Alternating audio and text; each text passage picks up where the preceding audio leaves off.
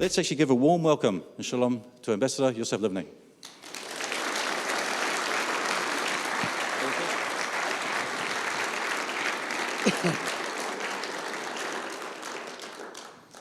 Wow. This is amazing, really awesome. Absolutely. And thank you for coming out on this somewhat wet evening to spend some time with me. It's an honor and it's a pleasure to share this evening with you. So I thank you from the bottom of my heart as a person and as a representative of Israel. Thank you very much. We live in some turbulent times, especially us in Israel, over the last 5 weeks. And I felt it was my duty to share with you some thoughts on the events that transpired in Israel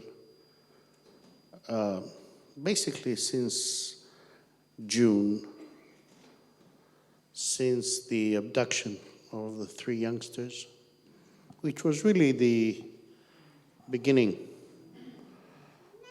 of this chapter. So, without further ado, a few weeks ago, one of Israel's most famous writers, authors, Amos Oz, was interviewed on German television. And before the reporter started asking, he said, "May I ask 2 questions of your audience?" Please do. And he asked the 2 following questions. He said, let's assume that you're sitting in the balcony, on the balcony of your home, with a child, just enjoying the afternoon. And your neighbor on the other side sits on the balcony, and he holds his child, but he also holds a machine gun, and he shoots at you. What are you going to do? And the second question was, that same neighbor is digging a tunnel from under his home, under the garden, into your property with the intention of putting explosives in that tunnel and blow your home up. What are you going to do? And then he said, now you can ask your questions. And throughout the interview, there were several messages that I thought relevant and interesting.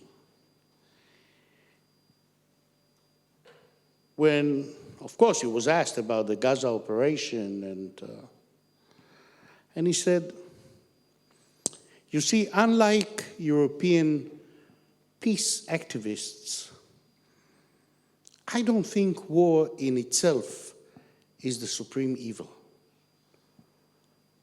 For me, he said, the supreme evil is aggression. That is the supreme evil. And then he went on to tell about the story of a relative of his who had spent years at World War II in the concentration camp of Theresienstadt. And she always told her children and her grandchildren, just remember one thing. When I was saved, the people who saved me were not youngsters walking around with peace posters There were Russian soldiers with tanks and machine guns. Now, this interview, I think, puts the whole operation in perspective. Because when someone like Mr. Oz, who is not only a famous author, but probably one of the most outspoken activists of the Israeli peace camp, comes out supporting this latest military operation, I think it should let many people, especially those who have doubts and those who are happy and quick to criticize us, just hold on a second. Maybe we should ask some questions. Because if he supports it, so either he's one of the Israeli fascists, or maybe we're wrong. And there's always a possibility. Ladies and gentlemen, let me start out by saying that I'm extremely proud to represent my country as Ambassador of Israel in New Zealand. And I do it, and I go to bed every night convinced that our case is just, and that what we did over the last 5 weeks was just, and we had no option. I just want to tell you, I mean, we diplomats, Israeli diplomats, we're just like other people in Israel. We have opinions, we have viewpoints. Sometimes our viewpoints are not always the views of the government, but we do our job. In this case, I doubt very much whether there was one of us who had doubts. Why? Because this is a case of a war against not just a terrorist organization. It was a war, an operation against one of the most cruel, vile entities in the world of terrorism. All wars are ugly. All wars are cruel. There are no lovely wars. Lovely wars you can see in the movies. Hollywood makes movies, so, you know, a guy falls dead, there's a neat hole in his head, and he's dead. In wars, it doesn't work that way. But if all wars are ugly, the war between a nation and a terrorist organization is the ugliest of the ugly.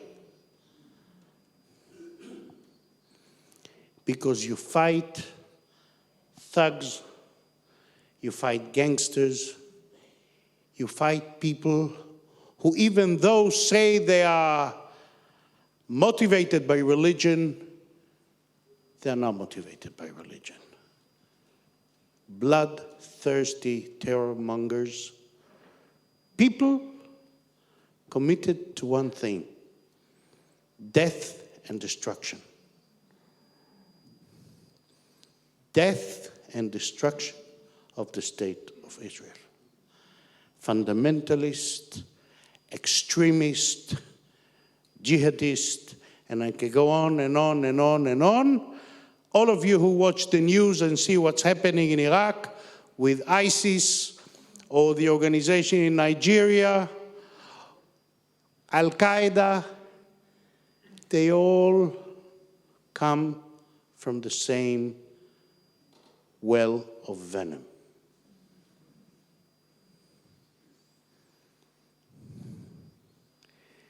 Hamas does not mask its goal, its aim, It says it clearly. All you have to do is take their covenant, look at the preamble, just look at some of the articles. The message is clear. They say it out loud. Since day one, they engage in terrorism, killing Israelis, not in the territories, also in the territories, but inside Israel proper. 2007, 2 years after Israel evacuated Gaza, this terrorist organization took the area by force from the Palestinian Authority and turned it into a terrorist fortress aiming at raining death and destruction upon Israel. A little bit about Gaza. We left Gaza in 2005 of our own volition. It was back then that the Prime Minister said, Gaza will never be a part of Israel. Gaza has a population of about 2 million people who they don't want us there. We don't belong there. There's no sense in staying there. We'll go out. And we went out. We went out in a very painful experience. We uprooted all the settlements and we evacuated every single Israeli. The understanding was that the Palestinians would then take over the same land where Israelis lived there, produce successful agricultural harvests, year in and year out. And we were hoping they would do the same. There's been a tacit hope that they would prove their capability and indeed capacity to run an autonomous region, not unlike a Middle Eastern version of Singapore or Hong Kong, small but prosperous. Unfortunately, where vegetables and strawberries had been cultivated, mortar shells and rockets spawned under the dictatorship of Hamas. In a short period of time, the terror mongers of Hamas have installed offensive armaments directed at Israeli communities across the border. The targets were not military camps, but civilian villages and townships, school and kindergartens, homes and community centers. These weapons were stashed in schools and in clinics, in backyards and under mosques. In short, Hamas has turned the civilian population of Gaza, over 1.5 million, into a giant human shield over their gangsters. From 2007, Hamas has launched thousands, some quote the figure of 21,000 rockets into Israel. At first, they were directed against the communities in the immediate vicinity of the border. And as the years went by, they extended their range and targets, including towns and cities in the center of the country. So many of us critics and detractors shamelessly float such arguments as, what do you expect of people who have lived under siege and see no future for themselves? But let's look at the facts and let's see if it's true or false. Over the last 4 years, all the goods that were allowed into Gaza came from Israel, with 2 exceptions. Weapons, stands to reason, right? And a short list of dual-use items that can be exploited by terrorists. All the consumer goods that crossed over, as well as their quantities, were determined by Palestinian merchants and depended primarily on market forces. They weren't going to buy, I don't know, 10,000 kilos of wheat if the demand was for 2,000. Merchants, business. For instance, in the period between January and May this year, 18,000 trucks carrying over 200 tons of supply crossed the border. In the same period, close to 200,000 tons of cement, wood, gravel, and iron crossed into Gaza region from Israel. Unfortunately, much of these found their way to the construction of offensive tunnels aimed at Israeli civilians and not for building homes. Despite the constant threat from Hamas and other fundamentalist terror mongers, approximately 60,000 individuals entered Israel from Gaza. Many came for medical purposes and were accompanied by their family members. Others were simply business people who came in, bought whatever they needed, and went back. Those who say they had no way of getting out of Gaza, sheer lie. They could have crossed over from across the border into Egypt, and from there to the rest of the world. Furthermore, the economic plight of Gaza Strip is directly related to the plundering of its resources by the same terrorist gangs. All the hopes of turning Gaza into a prosperous and stable region upon Israel's withdrawal went up in smoke of the weapon workshops installed by Hamas. Instead of agricultural produce, the Gaza Strip turned into a factory of death and destruction, especially since Hamas seized control of the area in 2007. Under these circumstances, Israel had to adopt a two-pronged response.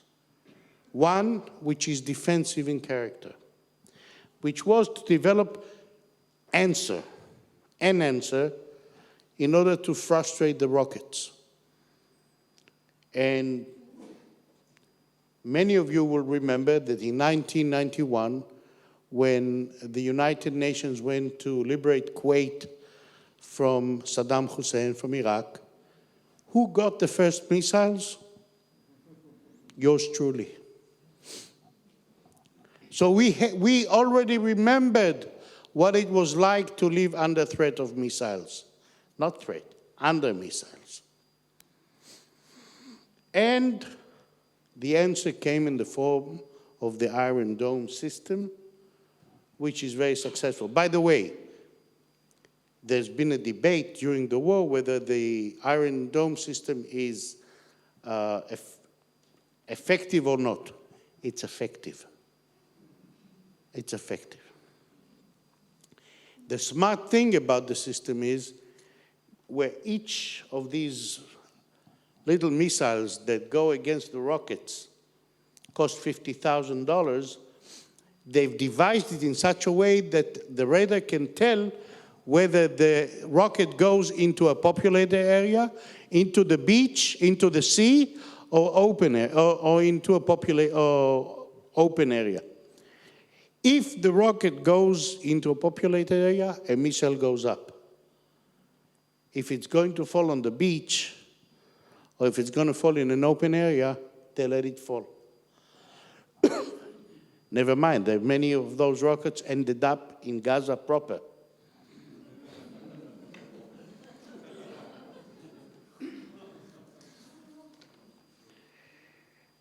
The Israeli alarm system provides the population with time to seek shelter.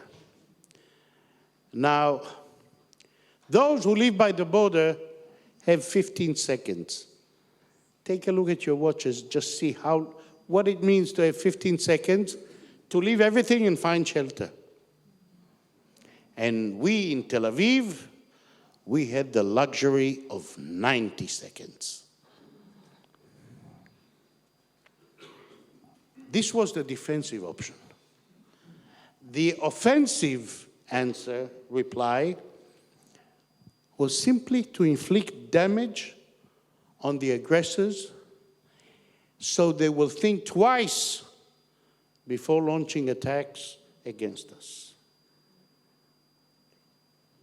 And I'd like, with your permission and indulgence, a personal story.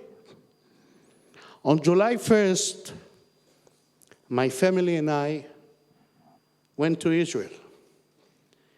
We headed home to celebrate my younger son's bar mitzvah with our family and friends. Little did we know what was waiting us. As I mentioned, it all began with the kidnapping of the 3 boys on the way home. And I think that while we were en route, we found out that they had been found shot and dead, and that indeed they were killed minutes after being abducted. We came to Israel, and we had hoped to have a lovely ceremony. Unfortunately, it didn't happen that way. The eventual action by the army against the infrastructure of Hamas brought with it the renewal of rocket launching against our territory. Despite calls for calm by the Prime Minister, we have witnessed an escalation in the aggression. And finally, the government had no option but to defend the lives of its citizens. The aggression deteriorated, and suddenly we found ourselves living with our ears listening just in case a siren went off. And off they did go. In Tel Aviv and in other towns. On a personal level, our holiday was in shambles. First of all, I was ordered to go back to Wellington as soon as the event was over. I didn't get back here, not because I didn't try, but because there were no flights, no available flights into New Zealand.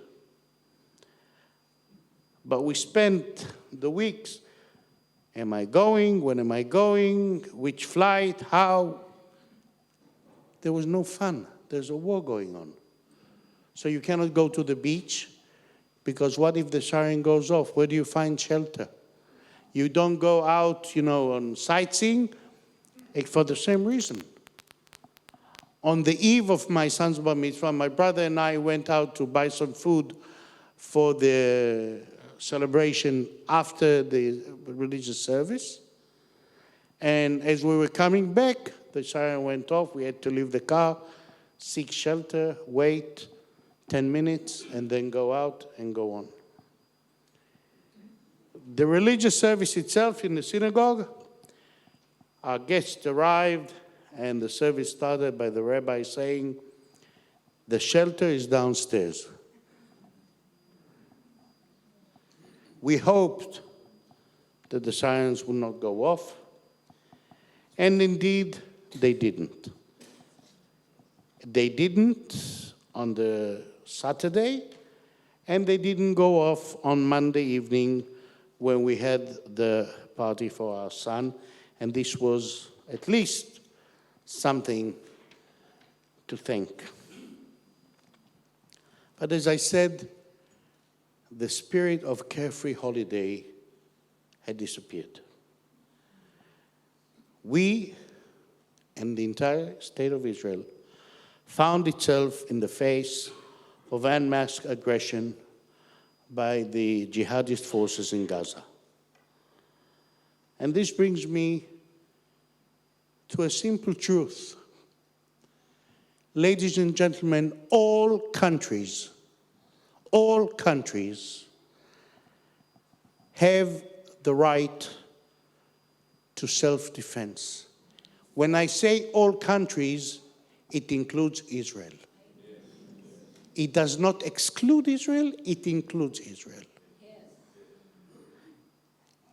Hence, nobody can accuse us of anything which is similar to aggression. This operation came as a direct response to the ongoing aggression by Hamas and its cohorts against the civilian population of Israel. Therefore, Israel is within its rights and indeed its responsibility under international law to protect its population. As a Western democracy, Israel is bound by the laws of armed conflict, which means that we shall never target civilians, and we should strive to limit injury to civilians to the greatest extent possible. We found ourselves facing a new threat, the offensive tunnels. The uncovering of tunnels dug and built 20 meters below ground from Gaza into our communities made the menace, the threat, so very real. Had our military not intervened, it is quite possible that the result would have been a wholesale massacre of civilians as they had planned to carry on the Jewish New Year, which is a month from now. We had to fight a war with an arm tied behind our back. We were fighting a terrorist organization, people who do not respect conventions or laws. Whereas we adhere to the principle of distinction, proportionality, humanity, and precaution. All these are the basic tenets of the laws of war. We incorporate them into our military orders, training and operational planning. The Hamas terrorists violate every single principle, both in Gaza, using the population as human shields, as well as in an aggression against Israel. The use of the population of Gaza as human shields, launching rockets into rural communities as well as towns and cities, makes Hamas the only culprit of the misery which befell the people of Gaza. We mourn and we feel sorry for the loss of life, and in particular of innocent people, innocent civilians. It should always be lamented, and every effort should be made to avoid unnecessary loss of lives among civilians. But the question that we should ask all the time, who brought these people into harm's way? Who exposed 1.8 million civilians to the realities of war? And it was Hamas, as a direct violation of international law.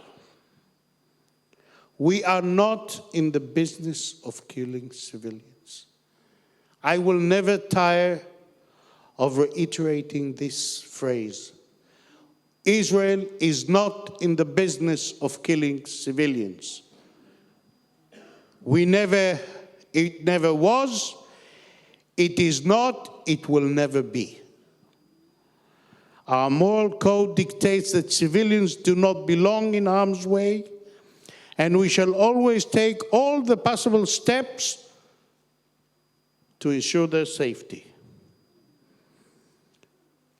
We regret the death of all civilians. But I shall reiterate the question that I've mentioned a while ago. Who exposed the civilians to the threat of death? And the answer is one: Hamas, the terrorist organization. As long as the aggression of the merchant of death goes on, as long as our civilian population is threatened by a gang of murderous thugs, Israel will respond. We shall react with forceful determination, but always with the realization that civilian lives should be spared. And we should do whatever is humanly possible to achieve this goal. Let no one forget, as a democracy, as a democratic country, transparency is one of our basic characteristics. While terrorist organizations feel comfortable in hanging around with other dictatorships and authoritarian regimes, because together they excel in using dark schemes away from attention of public opinion. We believe in open debate. We believe in airing our differences, like all democracies. We are proud of our democratic traditions. We've been true to those values since the first day of independence, even in times of war. Our vibrant political scene, our open press, ensure that debate on all aspects of national life, including this operation, will go on, and different opinions will be aired. If you look at the Israeli press over the last few weeks, you will see the different opinions about different aspects of the operation. People call for the government to establish an independent inquiry commission. Others say we should cooperate with a committee that was established by the so-called Human Rights Commission. I think it will be stupidity to do it, because it's like asking someone, well, okay, you want me to commit suicide? How?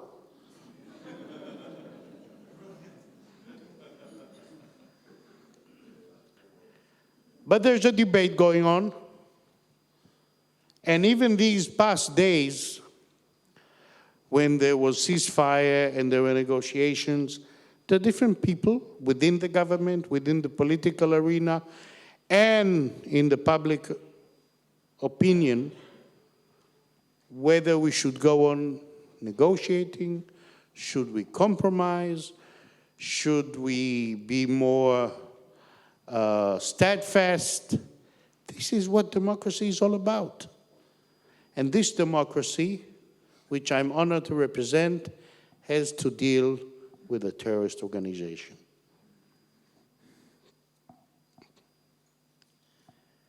This is where we are. We have no quarrel with the Palestinian population of Gaza. When I say we have no quarrel, if they chose Hamas to be their government, and Hamas abstained from attacking us, we would never dream of bombing Gaza. If they're happy with this government, it's their business. Our only concern is to fight those who have declared jihad against us. As I said, over the last almost a week now, a ceasefire has been in place. As we work our way towards a new reality, let me assure you that we will not accept a return to the situation that existed before, which exposed our population to repeated threats and violence. This is our goal. So while the truce may signal a possible new horizon, I think it would also be good that the truth should not fall victim to hostile propaganda. Thank you very much.